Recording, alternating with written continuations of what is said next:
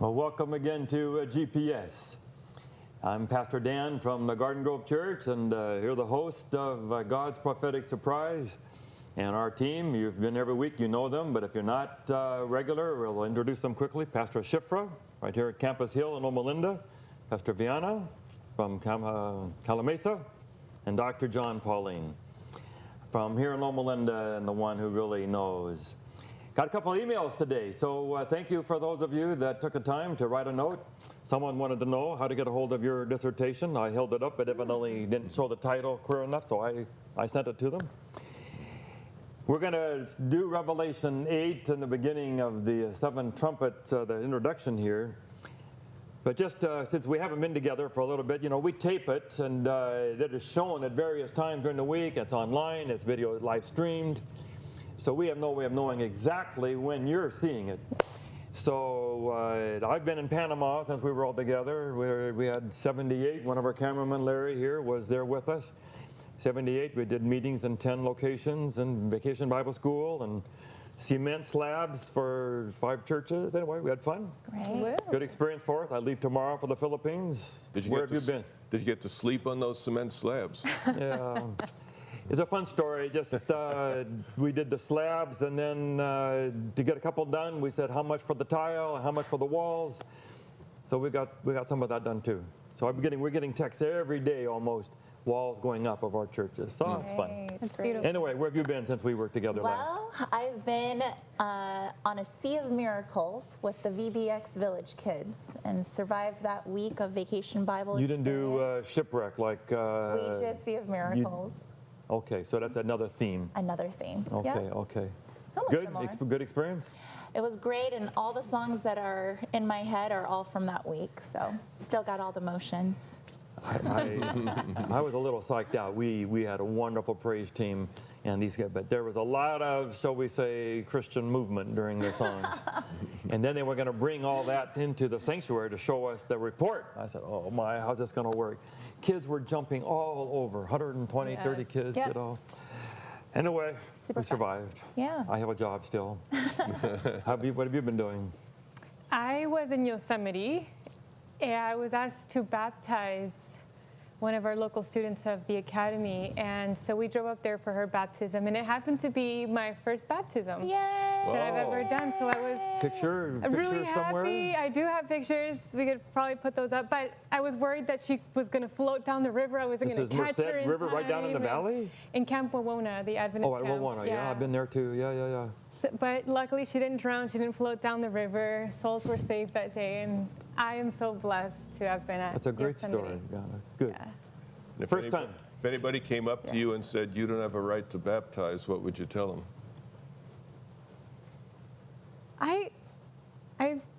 That's a good question.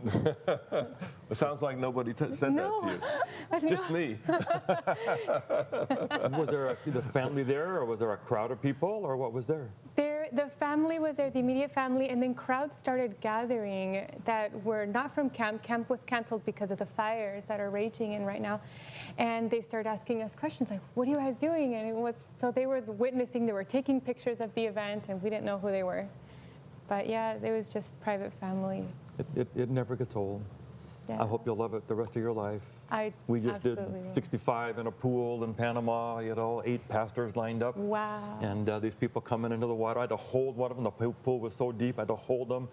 So you have to hold them and then try to then get your hand up and still hold them somehow, and then baptize them, and then carry them back over. And then you take pictures, and you're bonded for life with these people. So it's good. I remember when Chris Olberg baptized the first time at La Sierra, she was flying. I mean, just flying. She had no idea. You just don't know to bring someone over the line to God like that. Yes. Good. John. So I still have to ask her, I said, has God called you to baptize?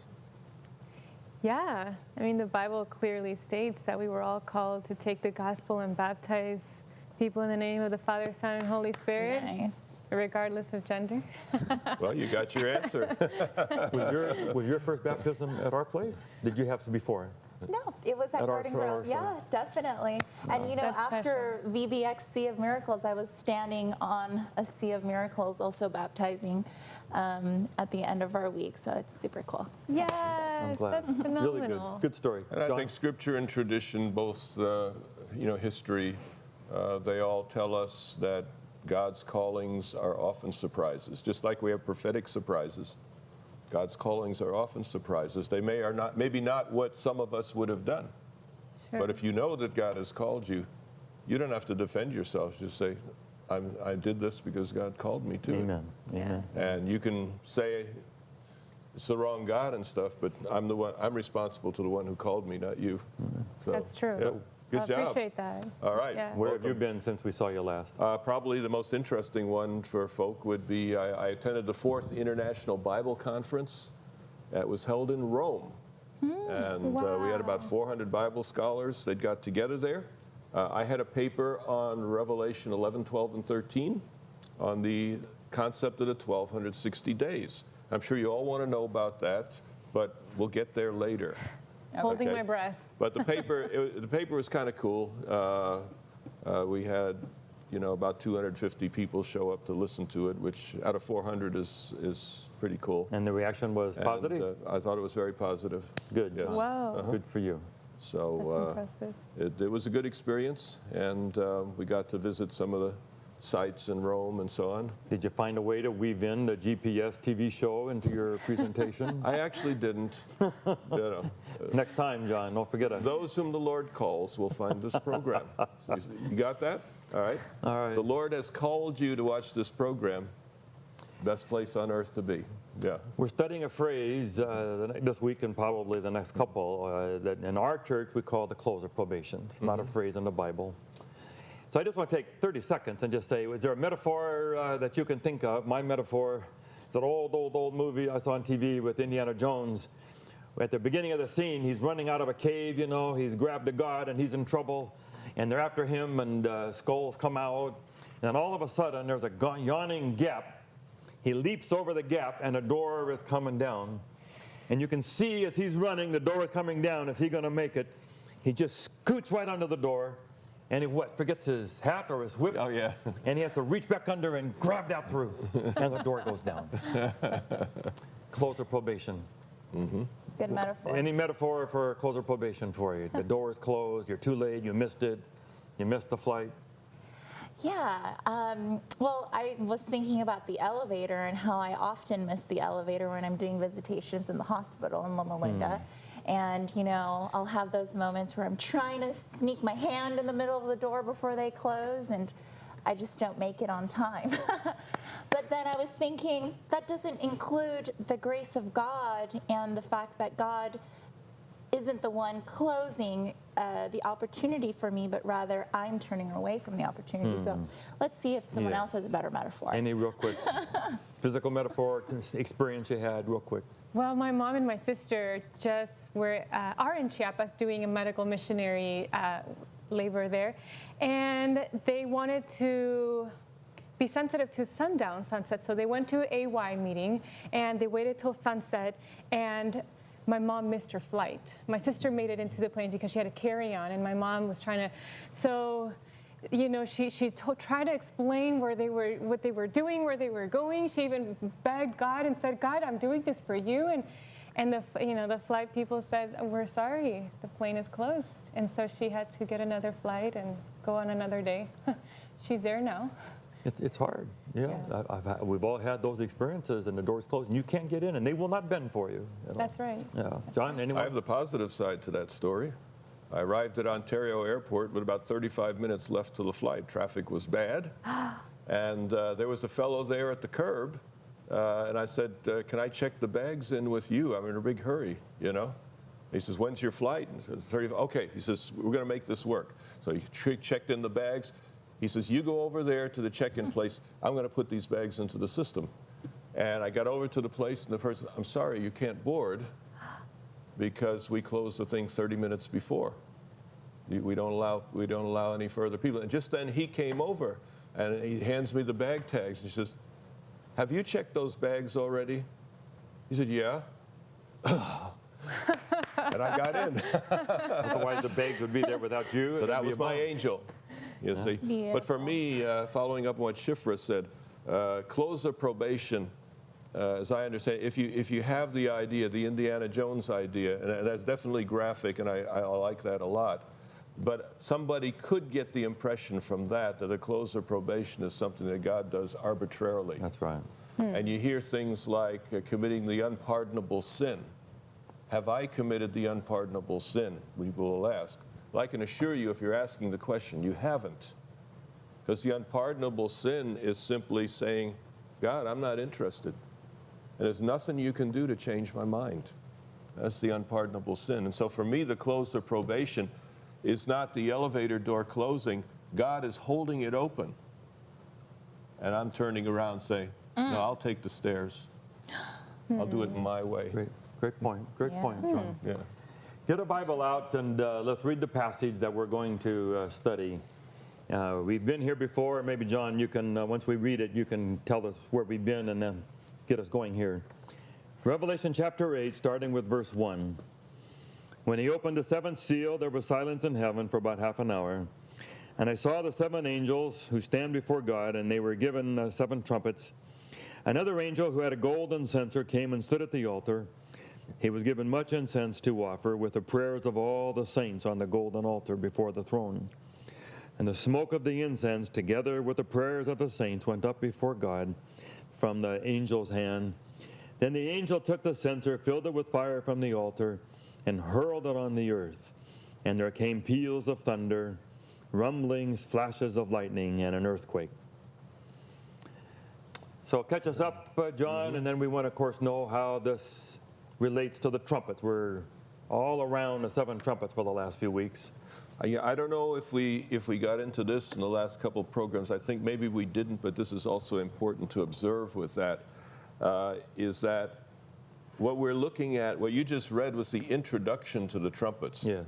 And you have a series of visions and revelations, 7 churches, 7 seals, 7 trumpets.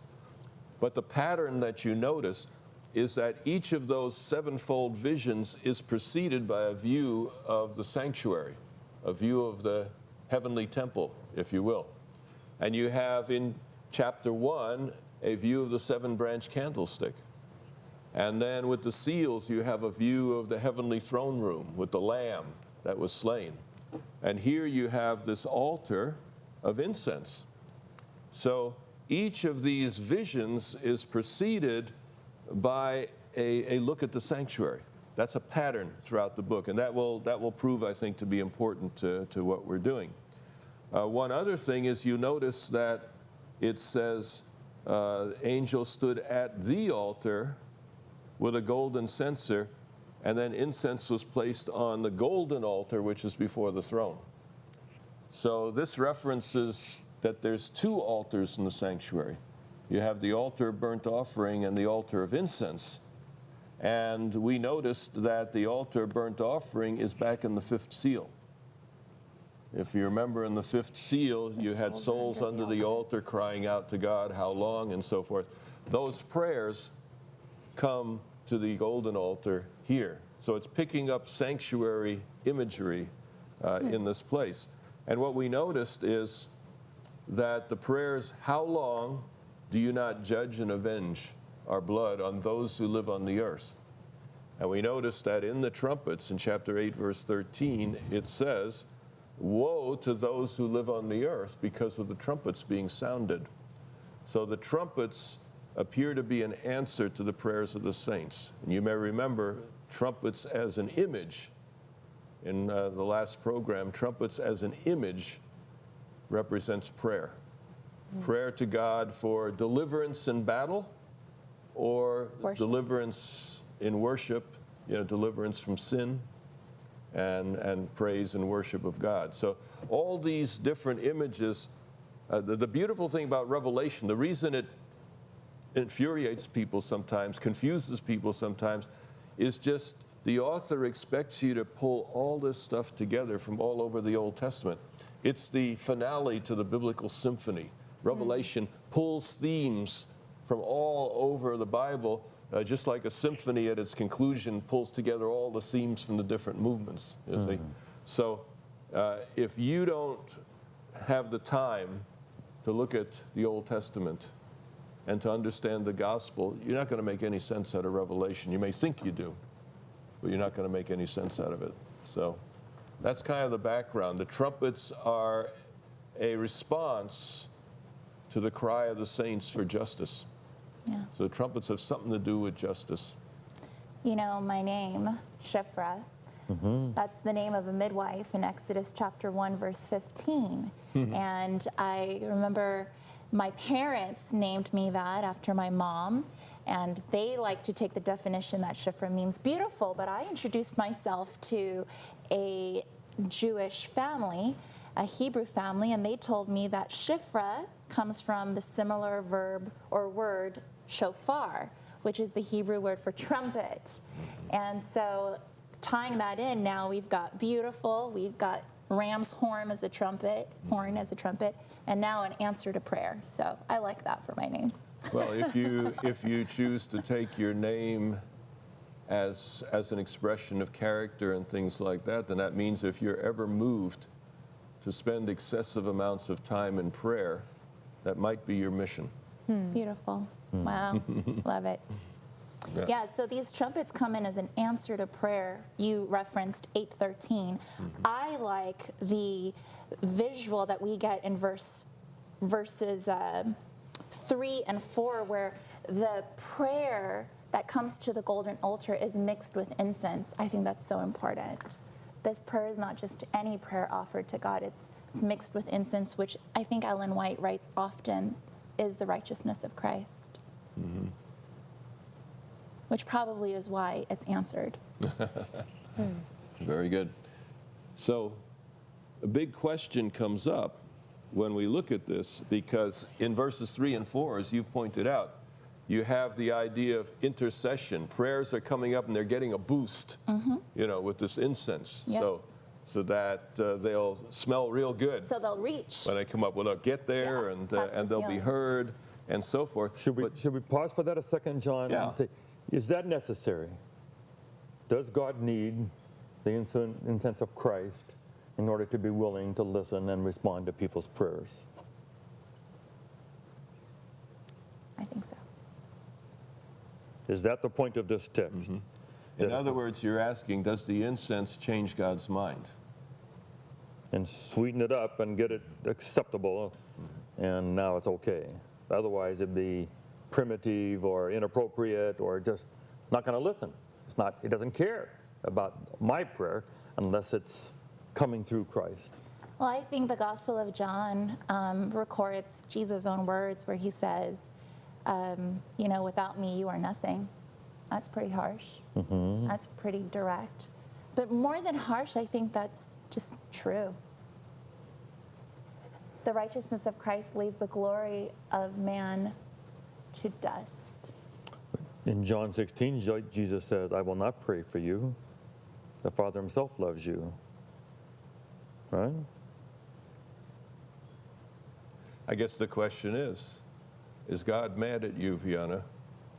And he needs this incense to somehow change his mind. If you get you've heard of aromatherapy. If you get the right aroma, is God going to change his mind? Is that what's going on here, or is something else going on? Something else is going on. It sounds like there's a lot of confusing text in the Bible that makes you want to just sit down and say, I don't know. And you want to believe that you can, just offer a prayer, but at the same time, where is that sweet touch of incense? What does your prayer mean if it's not mixed in with the incense? So I don't know. What do people, when I'm in the room and if people want a prayer, what do they usually say? Pastor Dan. Pastor Dan, would you pray? As if somehow, out of the 30 people here, the one ordained pastor's prayer will be more likely to be heard Right. than someone else's prayer. Except my name is not, except I'm not the one whose righteousness is covering these prayers. It's Jesus that we're talking about. And I do think that maybe I would ask a different question. I'm going to try to meet you where you're at. Instead of asking, do I need to have Jesus to get me to the Father? That's essentially what we're asking, right? I would probably look at it like, Jesus would not leave me hanging. He would not leave my prayers uncovered with the sweet aroma of his righteousness. Jesus won't leave my prayers in limbo somewhere halfway, not meeting heaven. Jesus will always come and reach down to the souls under the altar and lift their prayers up to the golden altar and make sure that his righteousness covers them. I would just think about it differently. Hey, here's the question that I have. I'm sorry, did I interrupt? No. Yeah. Go for it. The question I have is, who is the accuser in the court? That's a good one. Is the Father the accuser? And then Jesus said, whoa. Can Right. Can we recalibrate this theme for just a minute? I know this guy.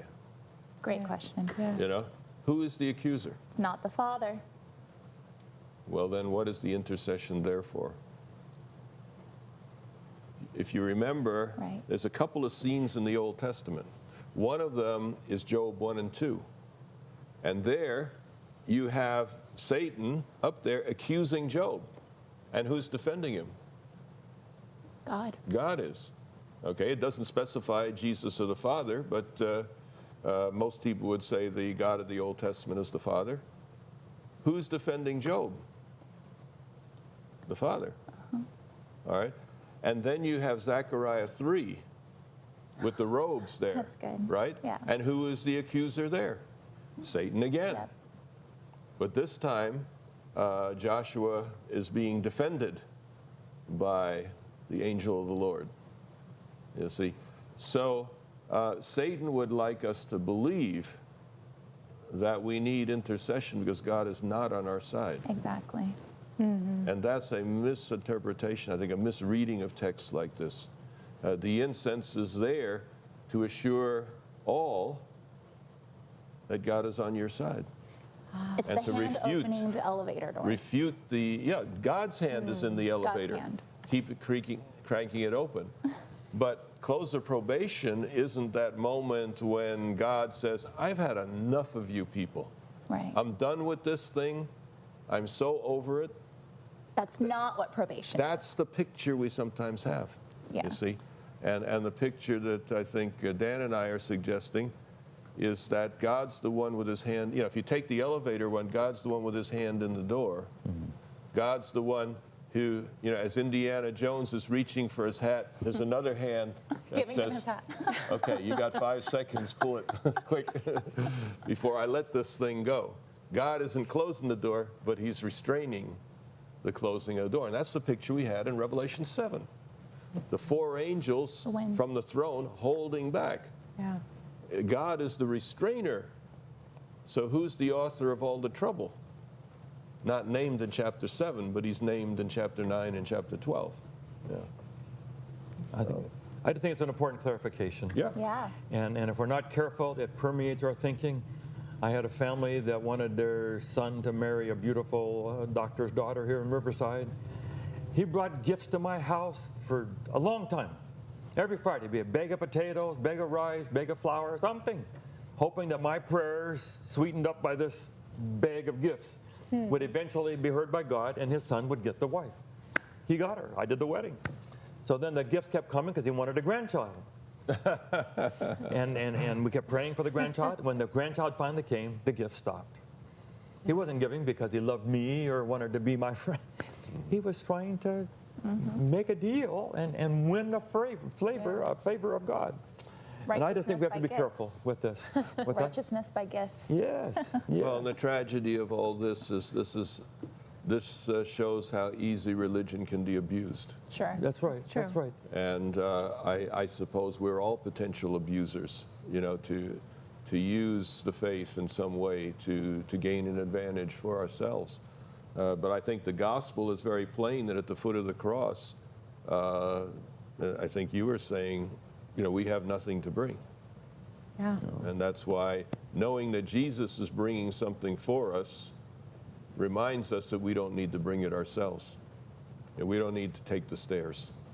Amen. Nice. Amen. Like that. I love it. Yeah. So when we talked about this before, John, we wanted to wrestle with the issue, where does this introduction now interact with the trumpets itself? Do we Yeah. read this passage chronologically? And we have angels holding back winds, and now we have an introduction to the trumpets. And then the trumpets begin. Mm-hmm. Yeah. Is the introduction really a picture of what will be at the end? Mm-hmm. And then he jumps back to explain how we get there? Mm-hmm. How do these two things fit together? Absolutely. And verse 5, it says, the angel took the censer, he filled it with the fire of the altar and threw it to the earth, and there followed peals of thunder, sounds and flashes of lightning, and an earthquake.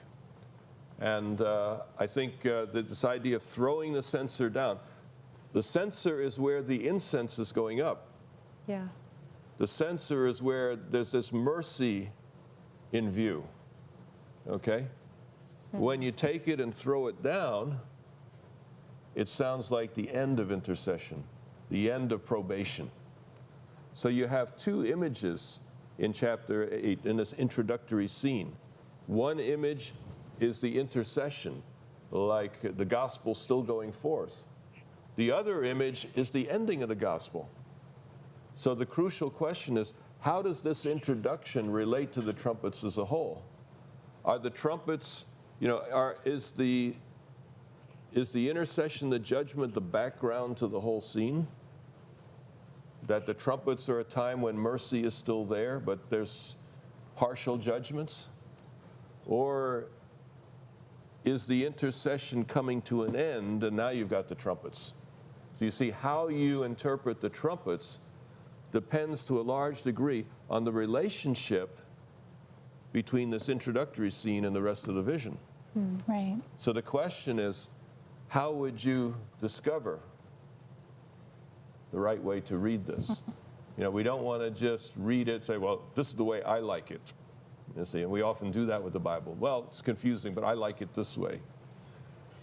How would you decide whether this introductory scene is before the trumpets or all through the trumpets? Well, could it be as nighttime rolls across America, it starts here and then the darkness comes across? Is it a process?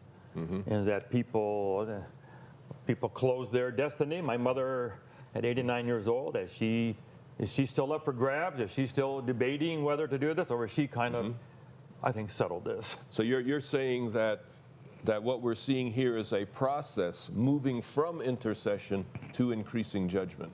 Yes, that's one way to read this, and that would be then seeing this as behind the whole scene, not before it. But I'd like to suggest, as we close this program, that we can determine which of these it is. And that is by going to the other sevenfold visions. Yeah. We can go to the churches, we can go to the seals, we can go to the plagues, and ask the question, is the introductory vision there before, or is it during? Is it related to the whole thing? And we'll do that next time. So there's the teaser. We hope that you'll come back. We always are in the middle of something that we want to get to the bottom of. But it's a crucial interpretative issue we have to sort out. So please come back to us, God's Prophetic Surprise, and we'll do Revelation 8 and tie it all together, how the trumpets and the introduction fit. Don't miss it. See you then.